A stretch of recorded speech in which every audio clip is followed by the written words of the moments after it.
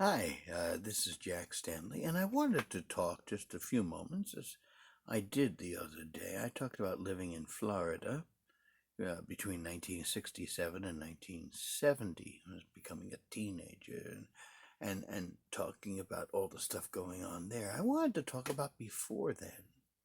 I wanted to talk about living on the East Coast, living in Paramus, New Jersey, Little Ferry, New Jersey, before that in the early 1960s. And I remember we lived on Wilson Avenue, actually, in Little Ferry. And I remember the house we had there. It was a dead end, actually. It was all fields, and the fields caught fire every now and then. And I know my father caught the fields on fire because people used to burn their trash in those days.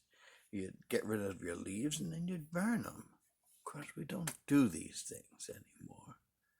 And we lived there until 1962, sold that house, and moved to Paramus, New Jersey. Now, here's the interesting thing. Paramus had been an area of cabbage farms years ago, and when we went to look at where the house was going to be, where we're going to live, I remember seeing basically the wood just going up for the frame, and I saw the farmhouse across the way being torn down, and I remember them tearing down the outhouse, which they had a little difficulty doing because it was stronger built than the house, as it were. It was an important place. And we moved there in I guess in the fall, early fall of 1962. And I remember my father got a new car. It was a 1962 Chevy Bel Air Robin Egg Blue. I remember that so well. And he had new seats put on it, and that was just at the time that the Cuban Missile Crisis was going on. And so, for some reason, the Cuban Missile Crisis and the car getting seats done and everything else all kind of mixed together. We used to play games a lot. We had a pool in the backyard, and we had woods all around us. Once again, our street, East Colgate Avenue, at that time ended with a dead end. And so there were so many places to go on adventures and go through the woods. And I used to go in there, and I used to love like to feed animals and see them and leave things, and I'd watch them come by, and some got to trust me a little bit, most didn't. But I used to pick berries and all kinds of other things there and bring them, and we'd use them. We'd play games in the street. We would play stickball,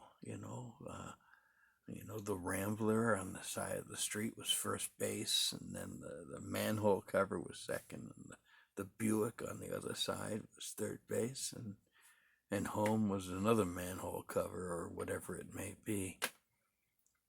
Very simple, fun games. And one of the most amazing things took place when we moved to Paramus. This was around 1963, and I remember I was outside walking down the street, and I had a dime on me. And that's how much ice cream was, and I wanted to get an ice cream, and I saw a good humor ice cream truck come by. And I knew what I was about to do. And as I was heading toward the good humor truck, and the guy was waving at me, a Mr. Softy ice cream truck came by. Dilemma, because he was waving at me too. And he said, "Kid, if you get the ice cream from me, I'll give you the special little whirly propeller thing." And I said, "Wow." And so I headed toward Mr. Softy. But Mr. Good Humor was not to be outdone. And he said, "Mr. Kid, I'll tell you what I'll do. I'll give you one of those little propeller thingy and a special decoder ring." And this went back and forth. This is for a 10-cent ice cream. And I got a whole handful of toys. It was really pretty cool. Now you have to beg them to give you ice cream. I mean, in those days, it was quite different. I had my train set, which was so much fun. I had a lot of fun with that, and I had a lot of things that I liked to work with. I had interesting toys, and I had Lincoln logs and erector sets, and I had these chemical laboratory things that today people have a fit if you have, but that was kind of a fun thing to play with. I was fascinated by science and history and construction and playing with trains and stuff like that. And of course, school was always very interesting as well. It's really quite fascinating. In those days, you would sit there and walk to school, and school was pretty easy to get to. You'd meet your friends along the way and go to school, do your classes, have recess, go outside and play, or you could go in the library and read. And it was very joyful. And one of the things also, we did a lot of dance routines. We used to have a cardboard trombones and do 76 trombones and stuff like that. It was an interesting period of time, and also at that same time, as I mentioned, the Cuban Missile Crisis was going on, and of course John F. Kennedy had become somewhat of an idol to us, because after that, and we didn't know too much about it at the time, but we looked to him as he was the guy who saved everything, and so he was our hero, and he was my hero, and I used to pretend I was President Kennedy all the time, and we would watch him on TV, and his press conferences were pretty humorous. And now I get a bigger laugh at him than I did then. But it was interesting. We really were wrapped around him as our president. It was quite a fascinating thing. And then came the assassination, which happened when I was at school. And my hero was killed, and that was a pretty amazing time. I remember my mom picked me up at school, and she was hysterical. And we drove my grandparents' car, because my father had been at work. It was a Friday. And we went to the dry cleaners, and they were crying. I remember that. And the music, when there wasn't music playing on the radio, there was just news reports saying the same thing over and over again, because they didn't know anything else. But otherwise, it was like somber music playing. And we got home and just sat in front of the television and watched for the next 3 days. Perhaps I can't think of one of the things that were really the most amazing things to watch in history. It was the first time we had 24-hour news. Of course, I didn't stay up for nighttime and stuff like that. I went to bed. But I saw so much, and I learned so much, and I have so many memories of that. And it was an interesting period of time. New York City wasn't far away, and we would go to New York City sometimes and go to a restaurant in Yonkers called Patricia Murphy's. And you would take the George Washington Bridge or the Tappan Zee Bridge to go to Yonkers, remember? But we'd take the George Washington Bridge to go downtown and see like the Empire State Building and things like that. And you could see the Empire State Building be lit up with white lights. That's it. You didn't have anything more than that. And that was the only building you really kind of saw. And I had great, great memories of those days. All the woods and the parades we had. We had so many parades, and it was neat because I was a Cub Scout at the time, and I would march in the parades. But also, I remember seeing things because I was a big, big fan of history.